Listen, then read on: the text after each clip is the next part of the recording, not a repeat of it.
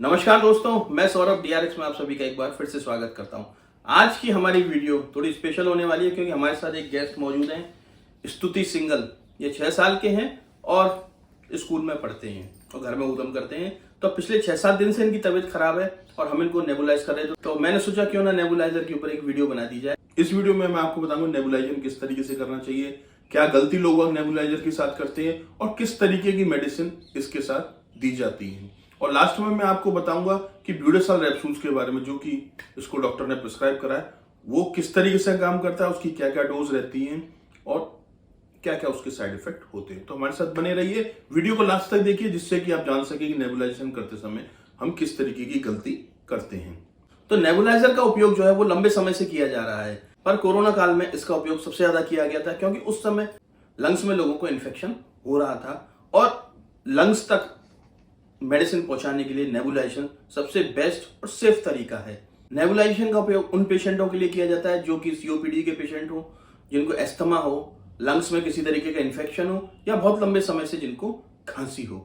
उन पेशेंटों के लिए नेबुलाइजर का उपयोग किया जाता है और डॉक्टर नेबुलाइज करने के लिए बोलता है। नेबुलाइजर के थ्रू जो मेडिसिन काम में ली जाती है वो सलाइन सॉल्यूशन काम में लिया जाता है, ब्रोंकोडायलेटर काम में लिए जाते हैं, कॉर्टिकोस्टेरॉइड्स काम में लिए जाते हैं और आजकल एंटीबायोटिक्स भी नेबुलाइजर के थ्रू दिए जाने लगे हैं, जिससे कि वो डायरेक्ट आपके लंग्स तक पहुंचकर लंग्स में होने वाले इन्फेक्शन को खत्म कर सकते हैं। नेबुलाइजर के मेन 4 पार्ट होते हैं, जिसमें एक एयर कंप्रेसर होता है जो कि कुछ इस तरीके का देखने को मिलता है। इसके अलावा इसमें जो होता है एक कनेक्टिंग पाइप होता है और एक मेडिसिन कप होता है और मास्क मिलते हैं 2, एक बच्चों का मास्क अलग मिलता है पीडियाट्रिक और एडल्ट मास्क अलग मिलता है। इसके अलावा मार्केट में आपको कुछ इस तरीके के रेस्क्यूल्स मिलते हैं जो कि मेडिसिन किट में डाल के काम में लिया जाता है। अब इसमें क्या होता है, जो एयर कंप्रेसर होता है वो कंप्रेस्ड एयर को पाइप के थ्रू मेडिसिन कप तक पहुंचाता है, जिसमें कि जो मेडिसिन वो उस कंप्रेस्ड एयर के साथ मिलकर एरोसोल बनाती है और माइक्रो ड्रॉपलेट्स बनते हैं जो कि सांस के थ्रू पेशेंट के फेफड़ों तक जाते हैं, लंग्स तक जाते हैं और जो इन्फेक्शन होता है उसको खत्म करने का काम करते हैं। मैं आपको एक छोटा सा डेमो समझा देता हूं कि किस तरीके से इसको काम में लेना चाहिए। तो इसमें एक तो ये फिल्टर का ऑप्शन होता है जो कि एयर को फिल्टर करके एयर कंप्रेसर तक पहुंचाता है, ऑन ऑफ बटन होता है और एक पॉइंट होता है इसके अंदर जिसमें हम कनेक्टिंग जो पाइप होता है उसको कनेक्ट करते हैं। तो इसके लिए हमको सबसे पहले कनेक्टिंग पाइप को लेना है और सीधा कर लेना है हमेशा इस तरीके के इस छेद में जो कि एक पॉइंट बना हुआ होता है उसमें लगाना है और स्टेबल करके रख देना है।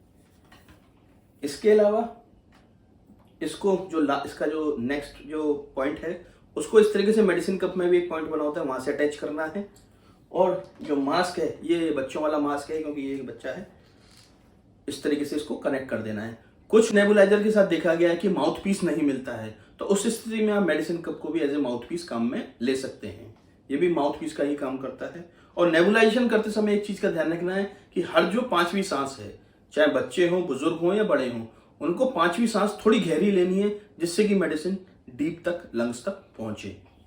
अब इस तरीके से मेडिसिन कप को खोलना है, ये पकड़ना जरा, इसको भी पकड़ो और ये जो रेस्प्यूल्स है, ब्यूडेसाल का रेस्प्यूल्स है, इस तरीके से इसको ट्विस्ट करना होता है, ये ओपन हो जाता है और मेडिसिन कप में इसकी मेडिसिन डाल देनी है इस तरीके से और इसको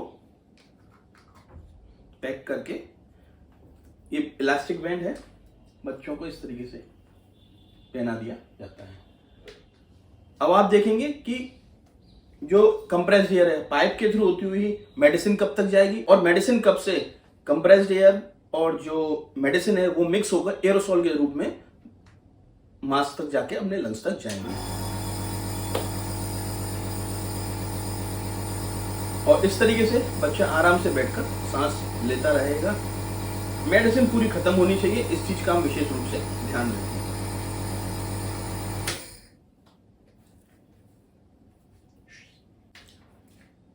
आप अपनी स्क्रीन पे देख रहे होंगे कि इस तरीके का एरोसोल कुछ जो निकलता है, जो कि मेडिसिन और कंप्रेस्ड एयर का क्या कहते हैं कॉम्बिनेशन है और इस मेडिसिन कप का use as a mouthpiece भी किया जा सकता है।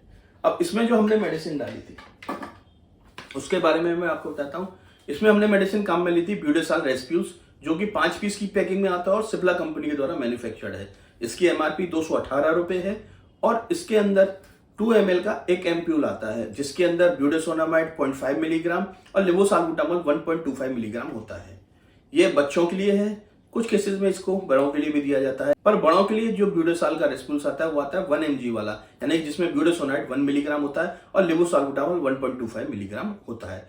ब्यूडेसाल में जो ब्यूडेसोनाइड है वो एक कॉर्टिकोस्टेरॉइड है, यानी कि ये उन केमिकल मैसेंजर्स को ब्लॉक करता है जिससे कि लंग्स में स्वेलिंग आती है और कफ को बाहर निकालने में आसानी प्रदान करता है। इसके अलावा जब कफ बाहर निकलता है तो पेशेंट को सांस लेने में भी आसानी रहती है।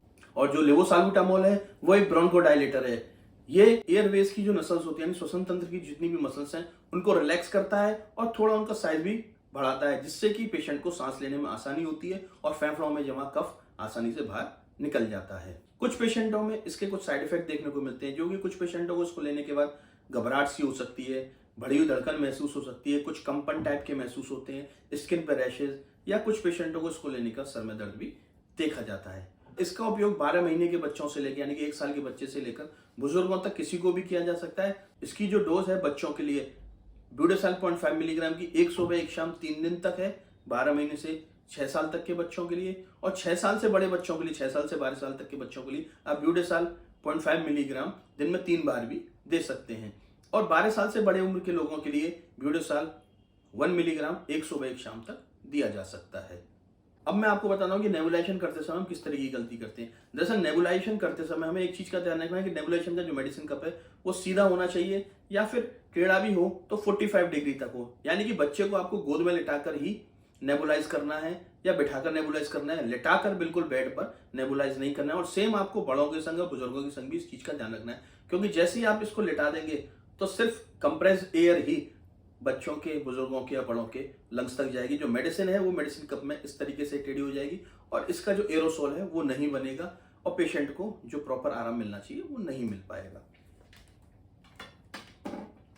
नेबुलाइजर जो है वो एयर कंप्रेसर के साथ आता है, और एयर कंप्रेसर कुछ स्थिति में एल्युमिनियम बाइंडिंग के साथ आता है और कॉपर बाइंडिंग के साथ आता है। तो कोशिश करें कि नेबुलाइजर जो है वो कॉपर बाइंडिंग का खरीदें, जिससे कि उसकी जो लाइफ है वो थोड़ी लंबी रहती है और इसकी जो गारंटी भी है कॉपर बाइंडिंग की आपको थोड़ी ज्यादा मिलेगी। उम्मीद है आपको मेरे द्वारा दी हुई जानकारी पसंद आई होगी। तो हमारे चैनल को सब्सक्राइब कीजिए, वीडियोस को लाइक और शेयर कीजिए, जिससे कि ज्यादा से ज्यादा लोग नेबुलाइजर के बारे में, नेबुलाइजेशन प्रोसेस के बारे में और ब्यूडेसाल के बारे में जान सकें। इसके अलावा जो गलती लोग बाग अधिकतर करते हैं उसके बारे में भी जान सकें, जिससे कि ज्यादा से ज्यादा लोगों को नेबुलाइजर से आराम मिले। अगर आप नेबुलाइजेशन और नेबुलाइजर के बारे में और ब्यूडेसाल के बारे में कुछ और जानना चाहते हैं तो हमसे कमेंट बॉक्स में पूछ सकते हैं, और इसके अलावा भी अगर आप किसी और मेडिसिन के बारे में जानना चाहते हैं तो हमें कमेंट बॉक्स में जरूर बताएं, जिससे कि आने वाली वीडियोस में हम आपको बता सकें। और क्विक रिप्लाई के लिए हमें इंस्टाग्राम पे फॉलो करें, जिससे कि हम आपको आपकी क्वेरीज का क्विक रिप्लाई दे सके।